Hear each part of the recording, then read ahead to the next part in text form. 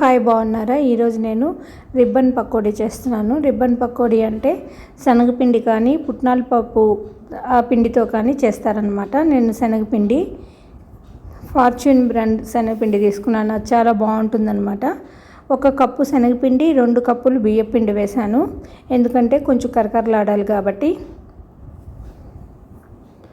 1 cup శనగపిండికి 2 కప్పులు బియ్యపిండి వేసి ఒక వెన్న ముద్ద వేసి మంచిగా స్మూత్గా పిండిని బాగా కలుపుకోవాలి.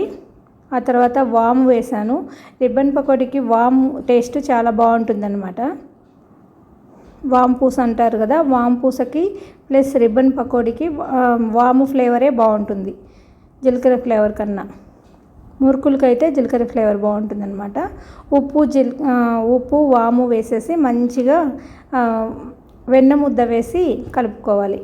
ముందు ఈ వెన్న ముద్ద ఈ పిండిలో బాగా స్ప్రెడ్ చేసి కలిపేసుకోవాలన్నమాట.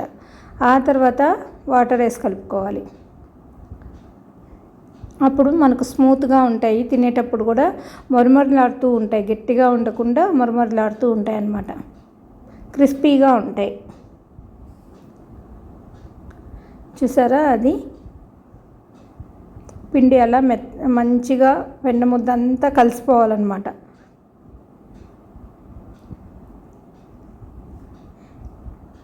ఇట్లాంటివి చేసుకోవచ్చని నేను మజ్జిగ చిలికినప్పుడు వెన్న పక్కన 2 చిన్న సైజు బాల్ లాంటివి చిన్నగా ముద్దలు ఎత్తి పెట్టాను అనమాట. ఇట్లాంటివి ఏదైనా చేసుకున్నప్పుడు ఆ వెన్న కలిపోకోవచ్చు అనేసి వీటిల్లో బాగుంటుందని. ఇప్పుడు బయట నుంచి కొనుక్కొచ్చిన బటరు నాకంత యూస్ చేయబుద్ధి అవ్వదు. నెయ్యి కరగబెట్టేస్తాను కాబట్టి కొంచెం పక్కకు ఉంచాను అనమాట. 2 చిన్న సైజు వెన్న ముద్దల్లాగా. అవి ఏదైనా తినడానికి ఇట్లా చేసేటప్పుడు చిరుతిళ్ళు ఇలాంటివి చేసేటప్పుడు వాటిల్లో ఇది వెన్న బాగా వేసి కలుపుకుంటే మనకు క్రిస్పీగా క్రంచీగా మరమరలాడుతూ ఉంటాయి. అంతా పిండి కలిపేసిన తర్వాత ఆ తర్వాత నీళ్ళతో కలుపుకోవాలి.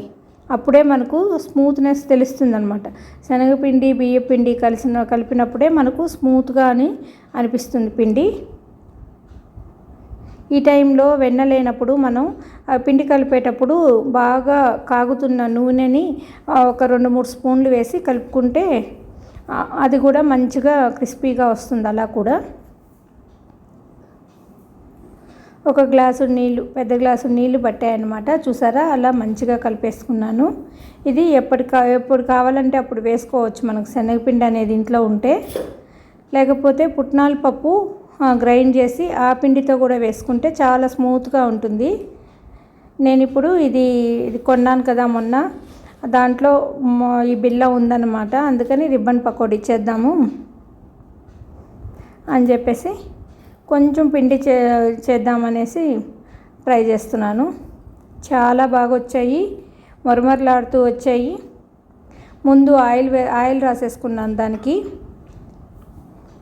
ఆ తర్వాత పిండి వేసాను. దాంట్లో పెట్టేసి ఇది కొంచెం తిప్పుకుంటూ ఉండాలన్నమాట. కొంచెం విసుగు అనిపించింది కానీ బాగా వచ్చాయన్నమాట.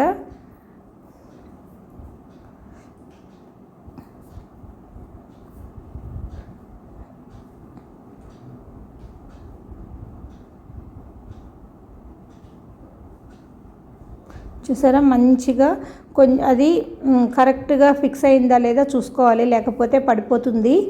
ఇప్పుడు బాణలు పెట్టి నూనె వేసుకోవాలి. ఆ తర్వాత బాగా కాగిన తర్వాత నూనె అప్పుడు మాత్రమే వేయాలన్నమాట, లేకపోతే నూనె లాగుతుంది.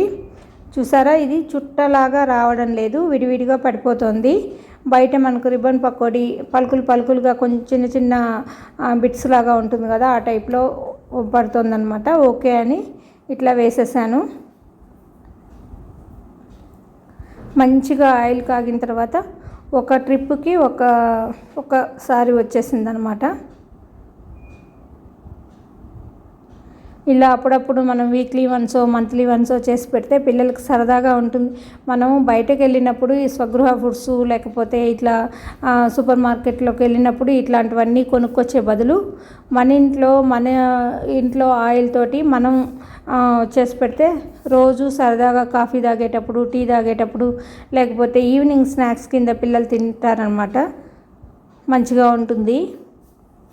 చిన్న చిన్నవన్నా మనం చేసుకుంటే మనం చేసామన్న తృప్తి ఉంటుంది, మమ్మీ చేసింది అనే ఆనందం కూడా పిల్లలకు ఉంటుందన్నమాట. అందుకని చూసారా ఇప్పుడే వేగిపోయాయి. నేను దీంట్లో మీరు గమనించారో లేదో కారం అనేదే వేయలేదు, ఓన్లీ ఉప్పు నెక్స్ట్ వాము మాత్రమే వేశాను. ఉప్పు కూడా తక్కువ వేశాను, ఉప్పు ఎంత తక్కువ అయితే అంత బాగుంటుంది కాబట్టి. వాము వేసినందువల్ల ఇది నవిలినప్పుడల్లా మనకు వాము అనేది నవ్వులుతాము. వాము నూనెలో వేగిన తర్వాత వాము ఒక మంచి నవిలినప్పుడు ఒక స్మెల్ అనేది వస్తుంది, మంచిగా ఉంటుంది, అది చేదు అనిపించదు, తినేయగలుగుతాం అన్నమాట. ఒక పిడికెడు దాకా వేసాను వాము, అట్లా వేస్తేనే దీనికి టేస్ట్ అనేది. క్రిస్పీగా చూసారా కలర్ మారుతోంది, గోల్డెన్ కలర్ వచ్చేసింది. ఇప్పుడే మనం తీసేసుకోవాలి, ఎందుకంటే వెంటనే చేంజ్ అయిపోతుంది. చూసారా నురగ అనేది తగ్గితే మనకు అవి ఫ్రై అయిపోయినట్టు లెక్క. ఫస్ట్ వేసినప్పుడు ఎంత నురుగు ఉండింది, ఇప్పుడు తగ్గిన తర్వాత చూసారా నురగ ఎట్లా తగ్గిపోతుందో. బాగా ఫ్రై అయ్యాక ఇప్పుడు తీసేద్దాము. కొంచెం తీసే లోపలే వేగిపోతాయి అన్నమాట, మాడిపోతాయి, బ్రౌనిష్ కలర్ వచ్చేస్తుంది. ఆ కలర్ వస్తే అంత బాగుండదు. మంచిగా వేగిపోయాయి చూసారా, వెంటనే తీసేసుకుంటే తీసే లోపలే కలర్ మారిపోతాయి అన్నమాట. అందుకని గబగబా తీసేయాలి తొందరగా. చాలా ఈజీగా మనం రిబ్బన్ పకోడీ ఇంట్లోనే చేసుకున్నాము. సాయంత్రం నేను కాఫీ పెడదామని వచ్చిన దాన్ని ఈరోజు స్నాక్ కింద ఇలా చేస్తే పిల్లలు 2 రోజులు తింటారు. మా పిల్లల బర్త్డే కూడా వస్తుంది, చిన్న చిన్న స్నాక్స్ అలా చేద్దామని చెప్పేసి ఇలా చేశాను అనమాట. ఒక హాఫ్ అన్ అవర్ 30 గంట పట్టింది నాకైతే. చిన్న డబ్బాడైతే చేసేసాను. ఈ వీడియో మీకు నచ్చినట్లయితే లైక్ చేయండి, షేర్ చేయండి, సబ్స్క్రైబ్ చేయండి. థ్యాంక్ యూ అండి, బాయ్ అండి.